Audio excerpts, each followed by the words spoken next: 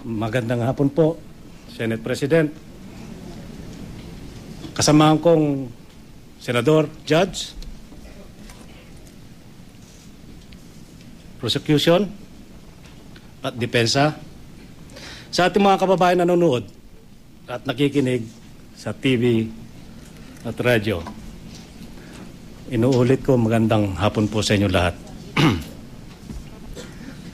Alam niyo po, wala man po akong speech dito kung ano, wala po akong dala.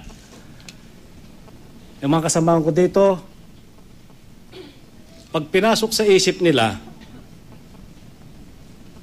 dadalhin sa bibig at maganda na ang sasabihin. Bilang high school graduate po, sa ating mga kababayan, anong sasabihin ni Lito Lapid na hindi marunong mag-English, na hindi kaalam sa batas? Ano kaya ang magiging desisyon?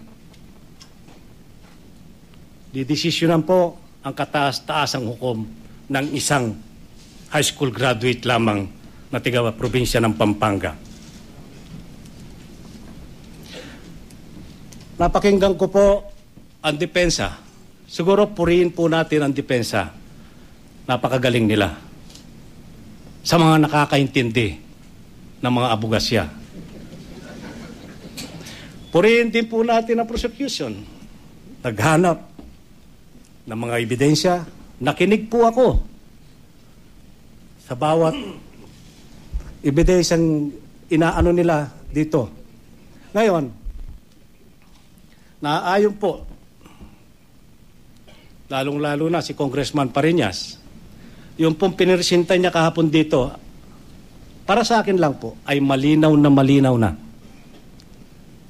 si Chief Justice Corona ay lumabag sa batas.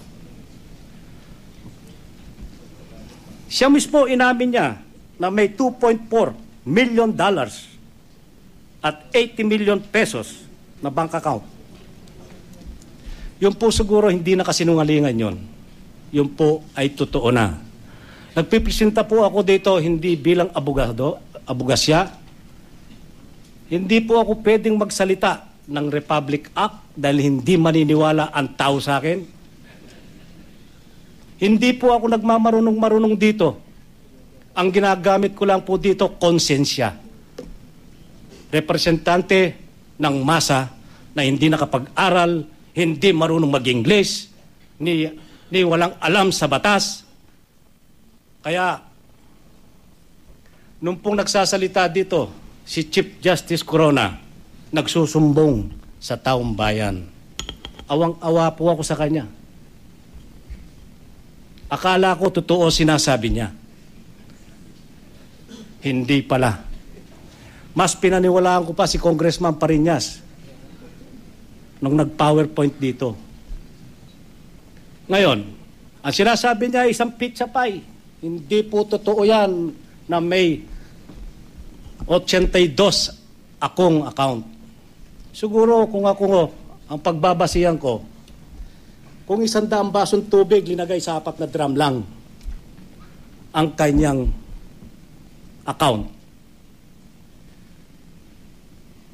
Naawa po ako sa kanya dahil naintindihan ko po kung anong damdamin niya at sa kanyang pamilya.